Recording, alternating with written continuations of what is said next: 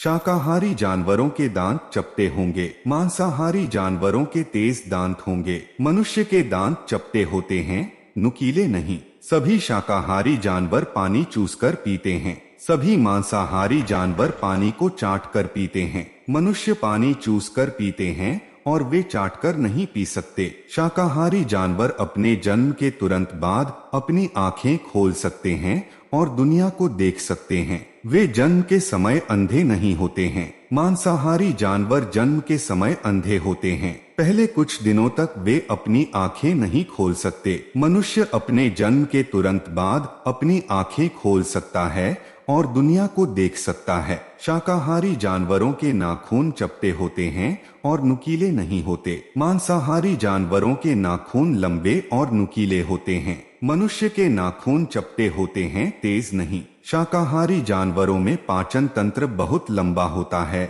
उदाहरण के लिए भोजन पचाने के लिए पेट में 15 फीट पाइप के माध्यम से जाता है। कारण यह है कि शाकाहारी भोजन में विष की मात्रा बहुत कम होती है और इसमें अच्छे विटामिन और प्रोटीन अधिक होते हैं। तो पाचन तंत्र इस खाद्य पदार्थ को शरीर में घंटों तक रोक सकता है। मांसाहारी जानवरों के लिए शाकाहारी जानवरों की तुलना में भोजन नली की लंबाई बहुत कम होती है। चूंकि भोजन में विषैली मात्रा अधिक होती है, इसलिए तंत्र को इस प्रकार बनाया जाता है कि वह भोजन को शीघ्रातिशीघ्र बाहर भेज दे। इसलिए विषाक्त सामग्री पाचन तंत्र में अधिक समय तक जमा नहीं रहती है। मनुष्य का पाचन तंत्र लंबा होता है और भोजन के कण पाचन तंत्र में अधिक घंटे तक रह सकते हैं। इसलिए हमें गैर विषैले भोजन का सेवन करना होगा। शाकाहारी जानवरों के लिए शरीर की गर्मी को समान रूप से बनाए रखने के लिए वे पानी का सेवन कर सकते हैं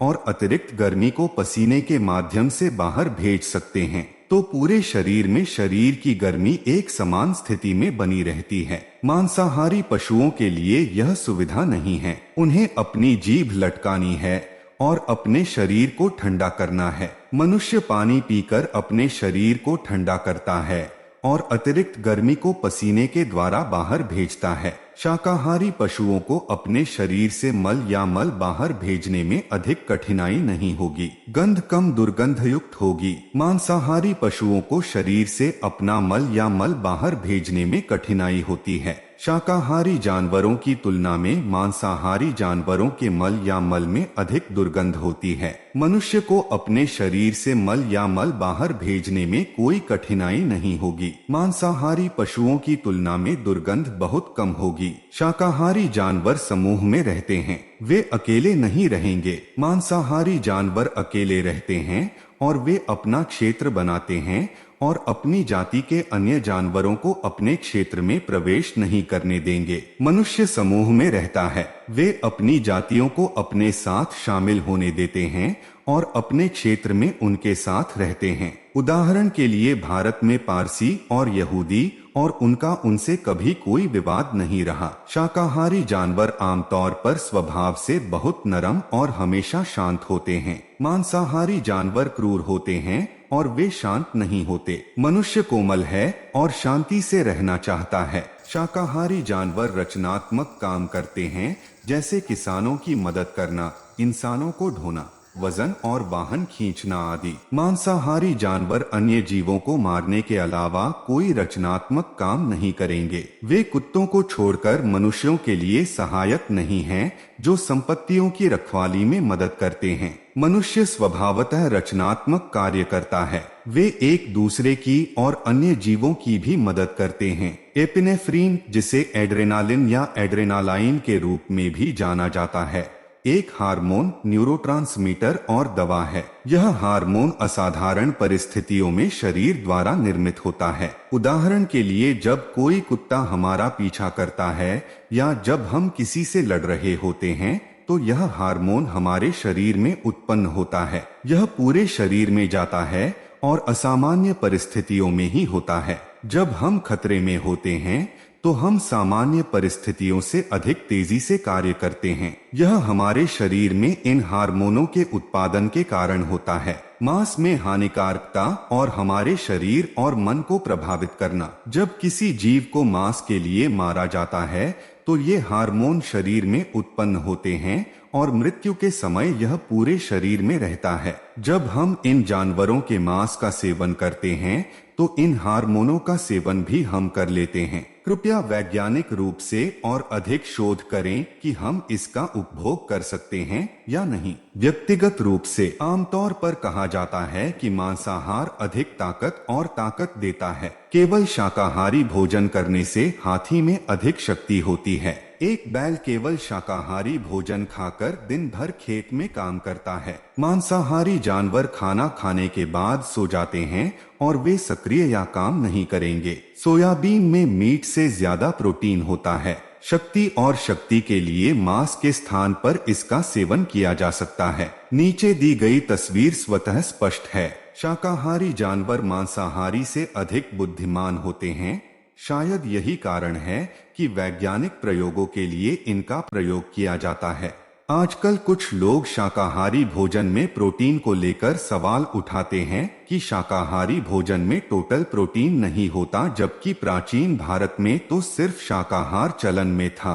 तब तो इस बारे में किसी ने कोई सवाल नहीं उठाया और न ही तब कोई शाकाहार के कारण कमजोर था। यह भ्रम मांसाहारी से शाकाहारी बने लोगों ने जन्मा है। पहले यह समझते हैं कि प्रोटीन है क्या। प्रोटीन हमारे शरीर के लिए अति आवश्यक तत्व हैं, जो बहुत सारे छोटे छोटे अवयवों से मिलकर बने होते हैं, जिन्हें अमीनो एसिड कहते हैं। हमारे शरीर में कई प्रकार के प्रोटीन हैं। प्रोटीन मांसपेशियों, ऊतक, हड्डियों और अन्य सभी अंगों के विकास और किसी भी प्रकार की टूट फूट की मरम्मत के लिए अति आवश्यक हैं। हमारे बाल, नाखून आदि के लिए भी हमें प्रोटीन की आवश्यकता होती है। अमीनो एसिड कुल मिलाकर 20 प्रकार के होते हैं, जिनमें से 9 मुख्य अमीनो एसिड हैं जो हमें हमारे खाने से मिलते हैं और बाकी के 11 अमीनो एसिड हमारा शरीर खुद बना लेता है। तो रोजाना में हमें ऐसा भोजन की आवश्यकता है जिससे हमें यह 9 अति आवश्यक अमीनो एसिड मिलें,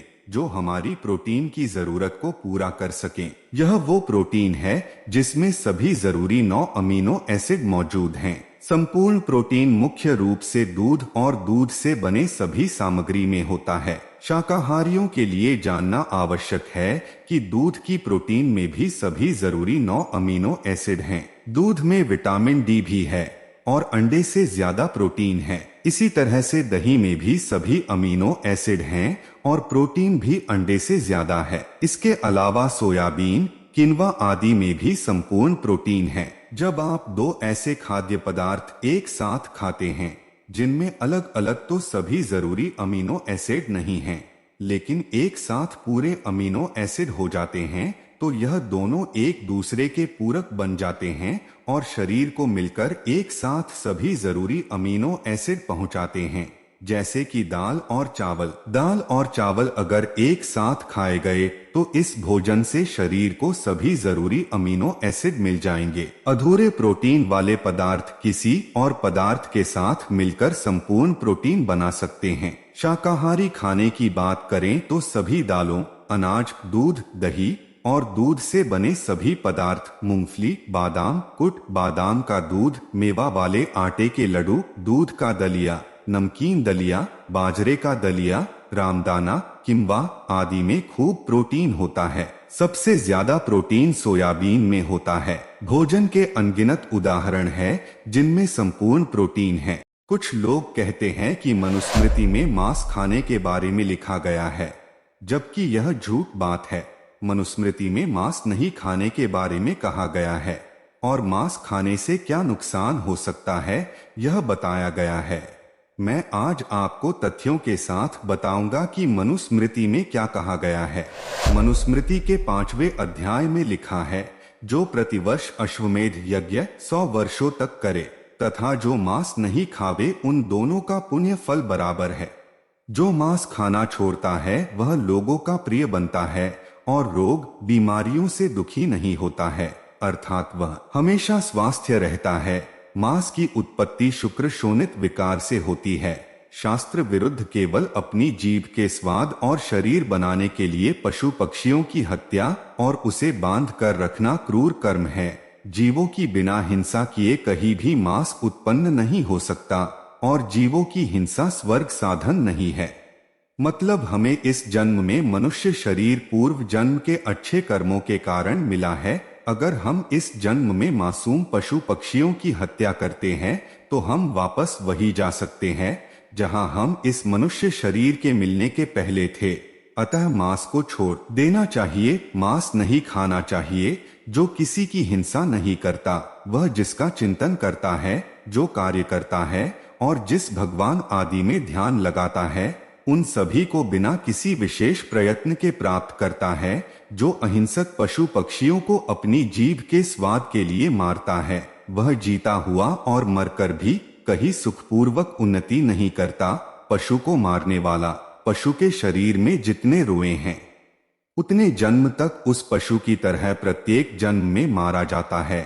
अगर पशु पक्षी के मांस खाने की ज्यादा इच्छा हो तो घी या आटे का बना काल्पनिक पशु पक्षी बनाकर खाए, लेकिन असली पशु पक्षी की कभी भी हिंसा न करे, उन्हें न मारे। इन सभी बातों से हम यह समझ सकते हैं कि सनातन धर्म में मांस खाने के बारे में मना किया गया है।